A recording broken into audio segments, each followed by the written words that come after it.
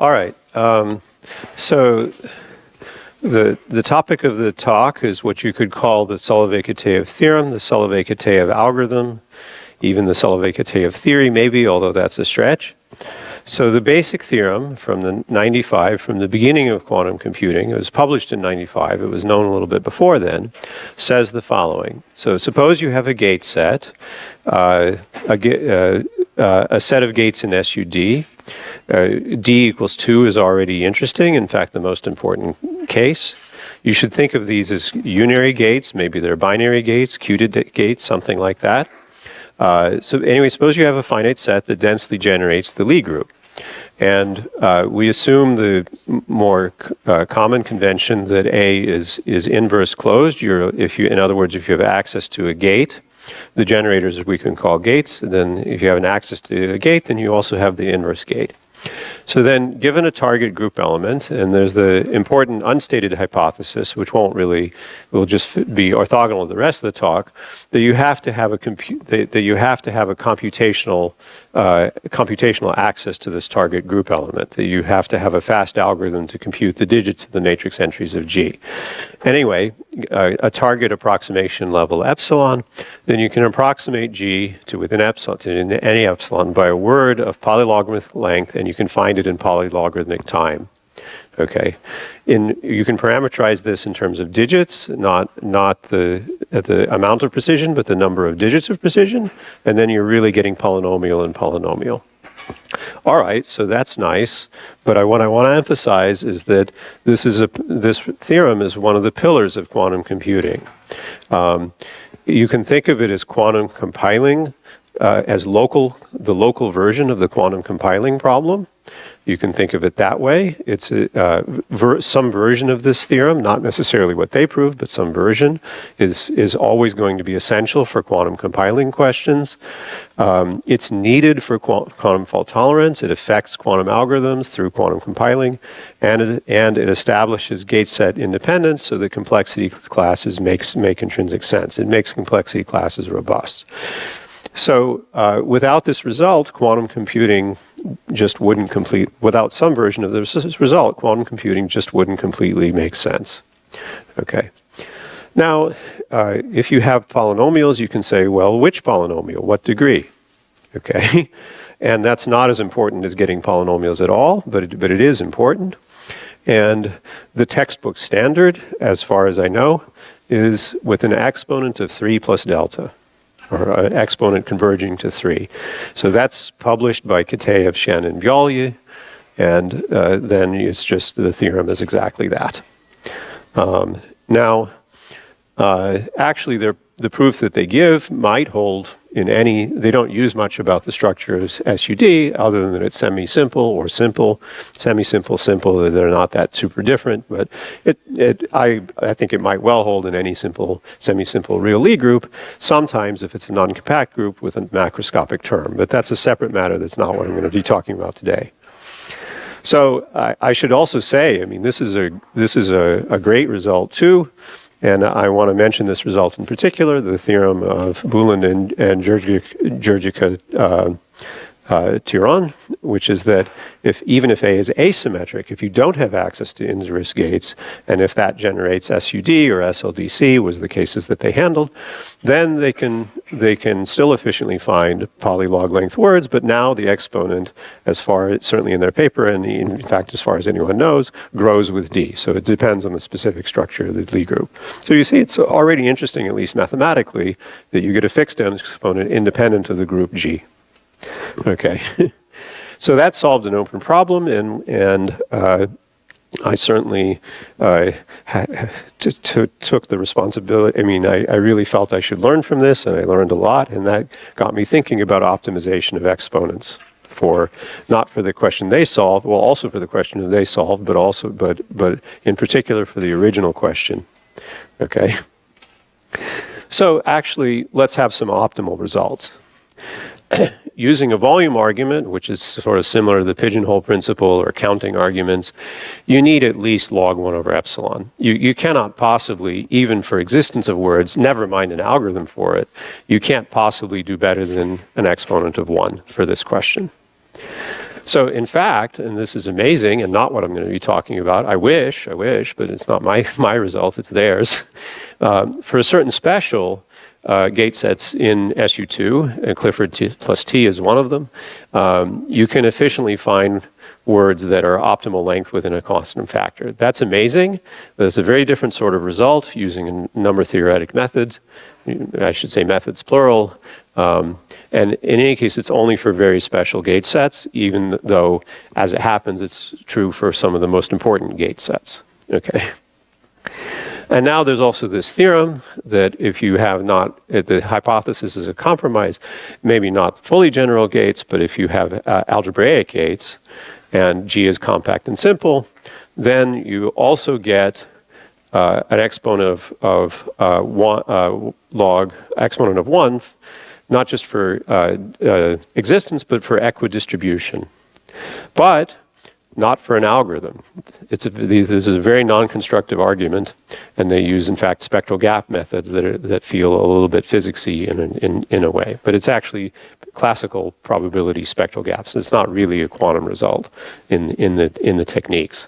And also, it's not fully general because you need algebraic gates. They explicitly would explain that you would need new ideas for transcendental gates. Here now is what I can do. Okay, general gates, symmetric, so you have inverse gates.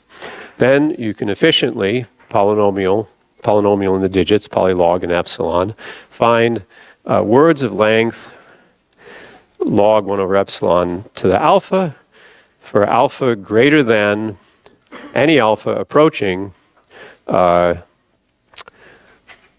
log to the base, the golden ratio of 2. I looked it up. There's a theorem that this is a transcendental number. That's a corollary of a result of Baker. Okay. So to the best of my knowledge, that is now the state of the art. Okay. And I still have to look carefully at my homework, but I believe I can do this for every semi-simple Lie group plus a macroscopic term if the Lie group is not compact. So I found 2 new ideas to get to here. And honestly, when I submitted to this conference, I'd only found the second idea. And then later, I was just trying to simplify what I was doing. And then I was sort of surprised I found the first idea as well to improve these things further. So I submitted with 2.44042 ... But now I can do better than that, I think. Okay. So the first idea, first in the presentation, is that all versions of the general Solovay-Kitaev use multi-scale algorithms. You correct, you approximate the Lie group element at one scale, you can cancel that part off, and then you try to approximate at the next scale, and then you keep track of your polynomial exponents with one or another strategy of that part. So we can improve the multi-scale iteration to take the exponent from 3 plus delta to just flat 2. It's just a better combinatorial strategy at that point.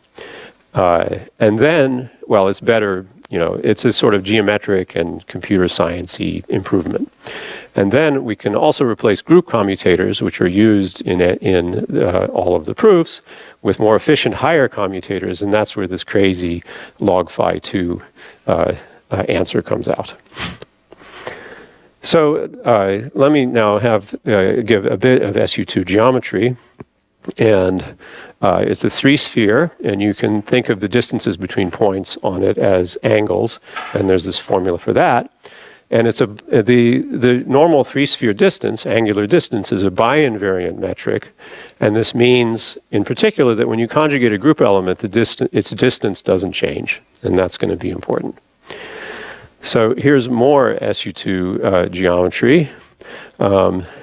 That there's this simple explicit formula for what happens if you take the commutator of 2 group elements that are that have the same distance lambda. You get a you get this trig formula. There's two angles involved. One is the distance of G and H, and the third angle is the angle between the G direction and the H direction. So here's part one of what you do in the SU2 case, which is what I'm going to concentrate on. Now let's just don't worry about more general Lie groups. Let's just work on that. So part one of the first idea to get to an exponent of 2 is just rough steps at every exponential, steps within a constant factor of whatever distance you really care about. Just roughly the correct distance. And I don't even care about what direction they point. Okay? So you can make rough steps satisfying this criterion just by taking the rough step about halfway back and then conjugating it a little bit, conjugating it with a short word that's just bounded length. Okay? Why does that work? Well, since A does densely generate, and since conjugation by U can point in any direction, well, you can roughly get any angle between S and S to the U that you wanted, theta, roughly, within O of 1. And then what happens is that the new length is approximately, when the scale is lambda is small, something like lambda squared sine theta. Okay, so you can adjust this sine theta factor with O of 1 precision, so the word only needs O of 1 length. So all that's going on. It's far from a complete approximation because you haven't even said anything about what direction they point, and their length isn't all that great either. So part two of that idea is now precision golf with zigzags. But that's grayed out. But anyway, so we have these rough steps, and what we want is something much better, an entire word that gets within 2 to the minus n, and I want Wn to miraculously just have the same exponent as Sn itself. Now, despite the numbering, the actual algorithm is not going to use every n. The n is really a proxy for log epsilon, okay? And what I'm going to get is doubly exponential convergence, which is something that you also see in the Dawson-Nielsen proof of Solovay-Kitaev. And when you have doubly exponential convergence, also in Newton's method, you don't have to increase the exponent. So we play precision golf, where you think of the rough steps as golf clubs. The golf stroke is not any is only a roughly correct distance, but it's always the same distance. On the other hand, if you aim very well, using 2 strokes, you can get a precise distance in any direction. Okay, so in order to get a precise distance, as long as the angles are precise, you swing twice. Okay, so here's my action picture of the precision golf. Okay, you're trying to get to here, and at the beginning, U and V are not all that precise, so you don't get all that far. But then you can get much closer because the second U and V are much more accurate, and then, in fact, it's doubly exponential convergence. Okay, that's the goal. So, honestly, in IMH, I struggled with this acronym. I think it's not all that complicated of an algorithm. I haven't said how to make U and V, but it won't be all that bad. I think it's a good one to explain. I struggled with the H, in my humble opinion. On the internet, I've seen IMAO in my arrogant opinion, in my asinine opinion, and other words beginning with A that I won't get into. So I said humble. So anyway, so that's the goal. So here's where you are at one point in the golf game. And now I want to get 25% further on the log scale than I was before with precision steps. So what are the U's and V's? Well, they're made from the same algorithm for the entire algorithm by a factor of 4 back. Okay, at the scale n over 4 bits of precision rather than n. Okay, so it's self-referential and you really have to be careful, but now here is the argument, okay? We assume that the length of Sn is at most Cn squared always, and that the length of the word is 8Cn squared for quite a while, and then the claim is that it's 8Cn squared always. So there's a little calculation where you add up the quadratic terms, and then there's some linear small change, okay? And you add up the total cost, and you get 12Cn squared, and you want it to be less by a margin than 8 5/4 squared Cn squared, and 8 times 5/4 squared is 12.5, and that's less than 12, so you win, okay? So if you wanted to be ultra rigorous, you could do it that way, but really, okay.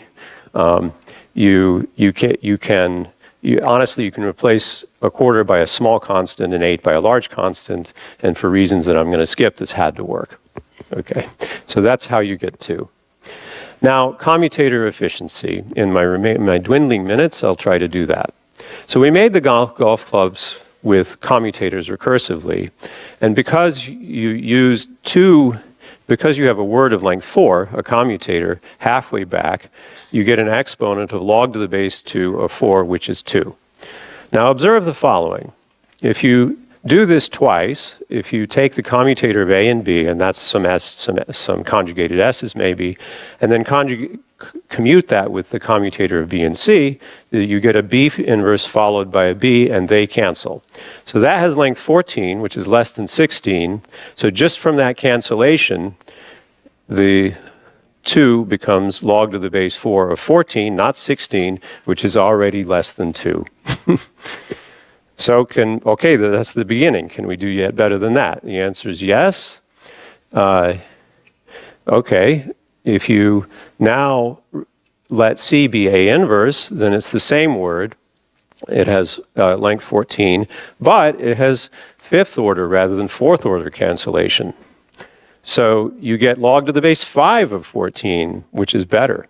Can we do even better than that? Well, we can, at least if we isn't just me, but also me together with these great people who wrote these papers a few years back. They were looking at an equivalent question of nilpotent degrees of words in free groups, and they found everything I said in the last two slides actually, and they found something even better. They found a sequence of words whose length is O of 2 to the n, in fact theta of 2 to the n, whose nilpotence degree is at least and probably equal to the nth Fibonacci number.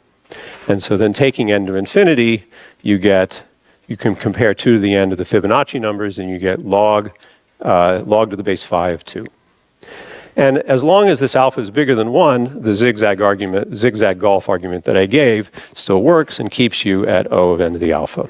That's the proof, okay?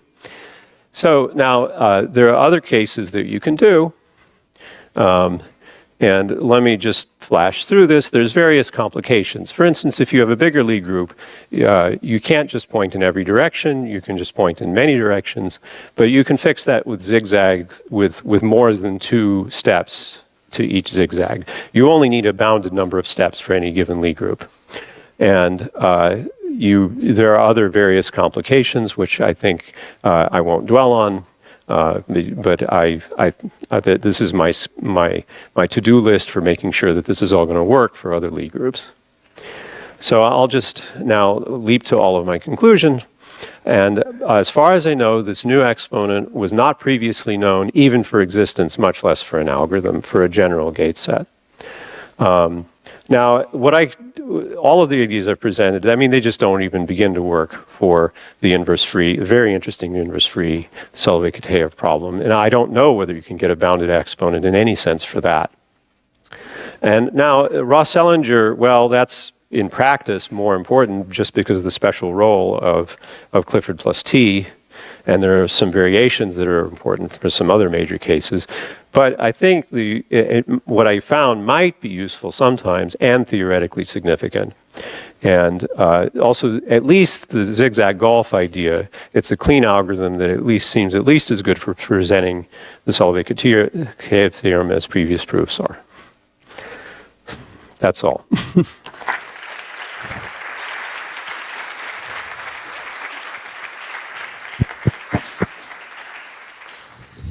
Great. Thank you for the lovely talk. Any questions?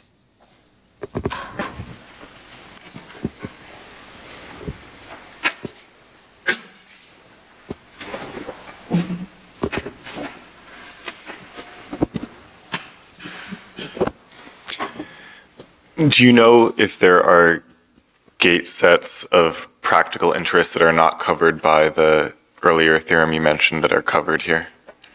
You mean the Ross-Selinger type stuff? I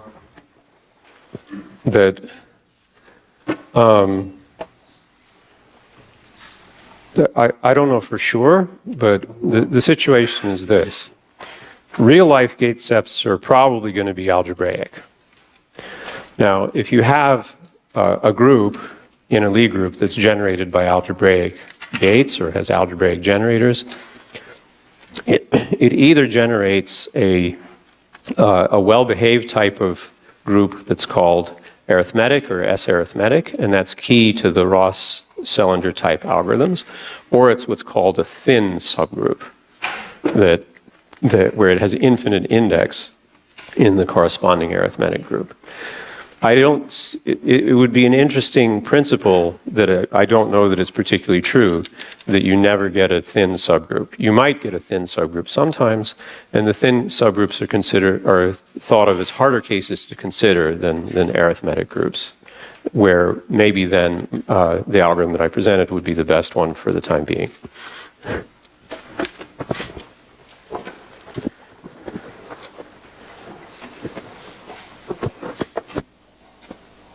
There we go.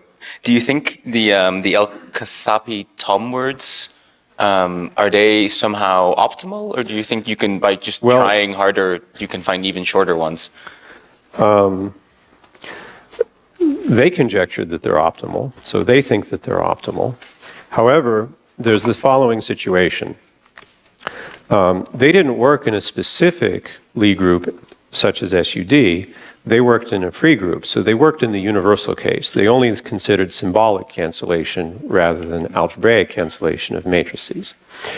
Now, for any given degree of cancellation, like if you're looking for quintic cancellation or degree 17 cancellation, then for large enough matrices, for SUD for D big enough, you converge to the El-Kasapi-Tom criterion in a free group. Okay. However, in the other order of limits, if you're specifically interested in SUD and you want higher and higher cancellation, then even if their conjecture is true, which it might not be, you could have more cancellation in that case. But that would then rely on sort of algebraic properties of your gate set, maybe. Well, it's all algebra of one sort or another. But yes, you would have to know something more specifically about that Lie group to get that greater amount of cancellation. Thanks.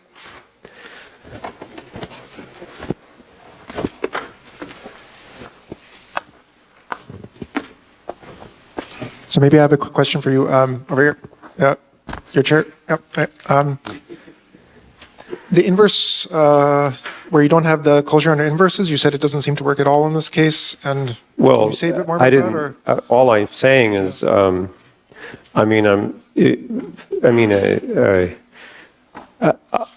something else works. I mean, there's Tudor's and Adams' theorem that got me started thinking about all this, and that was presented in a previous QIP, and that's great. But all I want to say is that, as far as I know, it's just its own subtopic.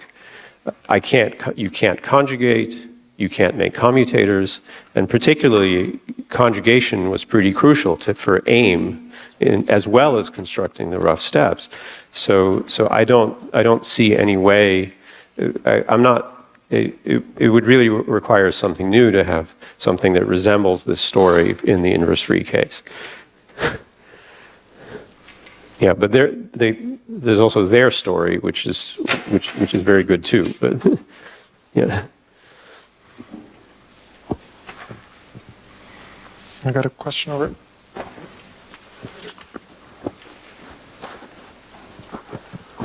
Thank you for the talk. If I decompose two different but close unitaries in your algorithm, do we expect to have a similar sequence of gates, or that could be different, very different?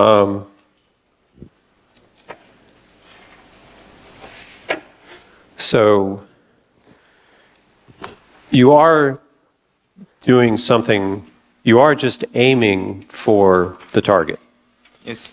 So if G1 and G2 are close to each other, then